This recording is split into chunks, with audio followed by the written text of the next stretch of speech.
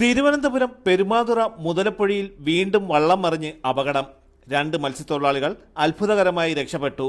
മത്സ്യബന്ധനം കഴിഞ്ഞ് മടങ്ങി വരവെ രാവിലെ 10:45ഓടെയാണ് അപകടം നടന്നത്. ശക്തമായ തിരയിൽപ്പെട്ട വള്ളം തലകീഴായി മറിഞ്ഞാണ് അപകടമുണ്ടായത്. പെരുമാതുറ സ്വദേശി സലീമിന്റെ ഉടമസ്ഥതയിലുള്ള ഫിർദൌസ് എന്ന വള്ളമാണ് മറിഞ്ഞത്.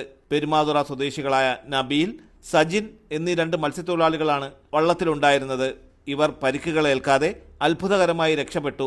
അപകടം സംഭവിച്ച ഉടനെ മത്സ്യത്തൊഴിലാളികളും ഫിഷറീസ് ഗാർഡുകളുടെയും കോസ്റ്റൽ പോലീസും സംയുക്തമായി നടത്തിയ രക്ഷാപ്രവർത്തനത്തിലാണ് മത്സ്യത്തൊഴിലാളികളെ കരയ്ക്കെത്തിക്കാൻ കഴിഞ്ഞത്. വള്ളത്തിലുണ്ടായിരുന്ന മത്സ്യവും എഞ്ചിനും നഷ്ടപ്പെട്ടു. 4 ലക്ഷം രൂപയിലധികം നഷ്ടമുണ്ടായതായി ഉടമ സലീം തലസ്ഥാന വാർത്തകളെ അറിയിച്ചു. തലസ്ഥാന വാർത്തകൾ, Perumathura.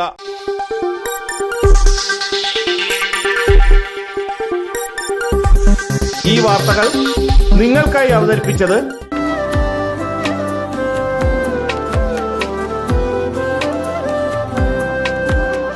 Arabian fashion jewellery, Alangode, Pothencode, Attingal.